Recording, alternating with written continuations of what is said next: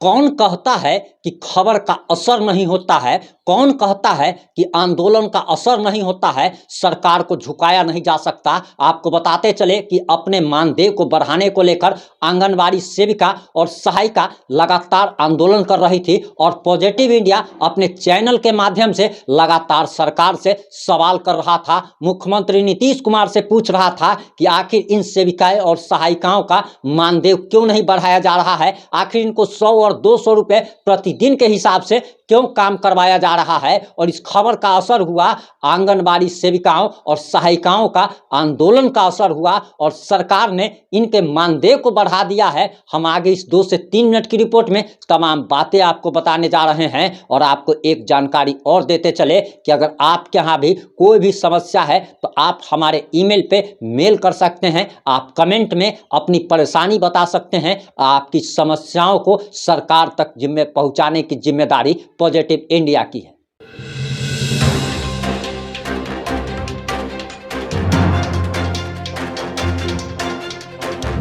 नमस्कार, मैं प्रिंस कुमार सिंह और आप देख रहे हैं पॉजिटिव इंडिया। अगर अभी तक आपने चैनल को सब्सक्राइब नहीं किया है तो खबरों से अपडेट रहने के लिए कृपया चैनल को सब्सक्राइब कर लीजिए और जो लोग ऑलरेडी कर चुके हैं उन तमाम लोग को हृदय धन्यवाद। अब वापस आते हैं अपने खबर पर। दरअसल कौन कहता है कि संघर्ष करने के बाद भी सफलता नहीं मिलती? अगर उनको देखना है तो उन आंगनबाड़ी सेविका और सहायिकाओं से जाकर के पूछिए जो कि दिन रात पटना में आंदोलन कर रही थी अपनी मानदेय को बढ़ाने के लिए। और इसके बाद बिहार पुलिस लगातार लाठियां बरसा रही थी। तेजस्वी यादव का आवास घेरने पहुंच गए या फिर आरजेडी ऑफिस का आरजेडी ऑफिस को घेरने पहुंची सेविकाएं और सहायिकाओं पर लाठी बरसाई गई थी। बर्बरतापूर्ण तरीके से लाठियां बरसाई गई थी और इसके बाद पॉजिटिव इंडिया ने एक मुहिम छेड़ा था और लगातार हमने 6 से 7 रिपोर्टिंग आंगनबाड़ी सेविका और सहायकों के अधिकारों को लेकर किया था, उनके मानदेय को बढ़ाने को लेकर किया था और सरकार से मांग की थी कि इन लोगों को काफ़ी कम पैसे पर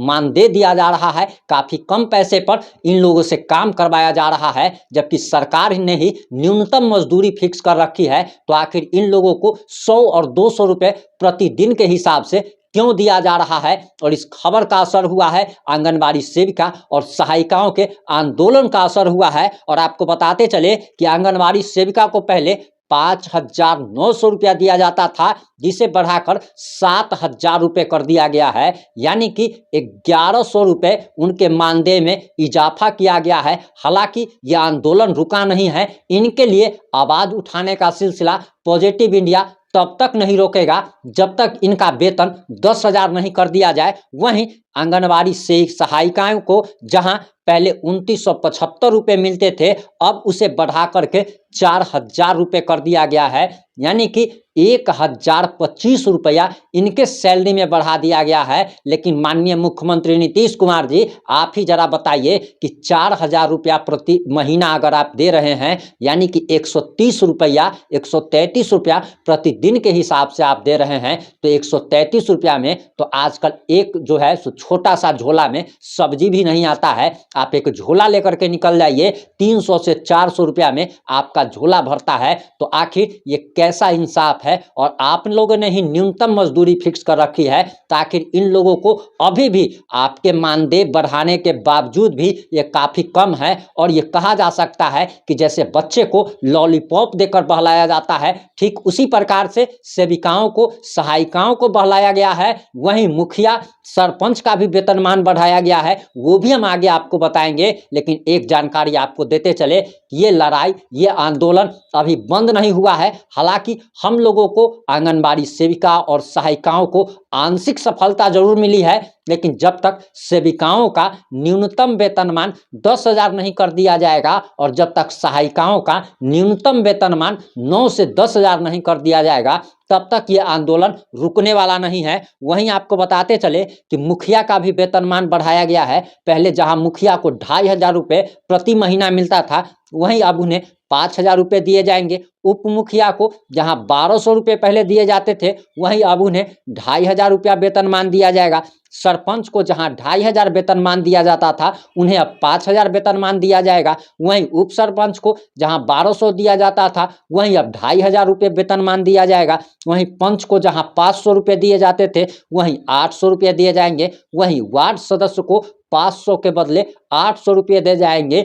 लेकिन ये जरा हंसी आती है कि आप जरा सोचिए कि जिस मुखिया का वेतनमान पहले 2500 था, 5000 हो गया है, जिस वार्ड पार्षद का वेतनमान पहले 500 था अब 800 हो गया है, आखिर ये 2500 2000 रुपये कमाने वाले लोग 50 लाख 60 लाख के फॉर्चूनर पर कैसे चढ़ते हैं? माननीय मुख्यमंत्री जी, इसकी भी जांच कराइए। विधायकों के, मंत्रियों पर तो ईडी और सीबीआई की भी निगाह रहती है, लेकिन इन मुखिया पर, इन वार्ड पार्षद पर कौन निगाह रखेगा? इस सरपंच पर कौन निगाह रखेगा? इन लोगों पर कौन निगाह रखेगा जो लोग लाखों करोड़ों रुपए डकार करके बैठे हैं और सरकार जो योजनाओं के लिए, लोगों के लिए, गरीब लोगों के लिए पैसे भेजती है, उसका ये लोग कैसे फॉर्चूनर खरीद रहे हैं? इन लोगों के भी आय से अधिक संपत्ति की जांच होनी चाहिए कि इनकी इनकम कितनी है और इनके पास टोटल संपत्ति कितनी है। इस मुद्दे पर आपकी क्या प्रतिक्रिया है? क्या इन लोगों के संपत्ति की जांच होनी चाहिए?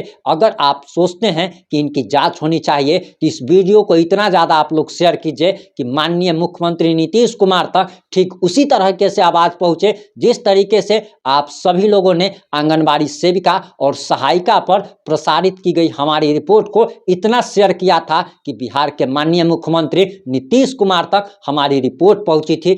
जुड़े रहे हमारे साथ। जय हिंद, जय भारत।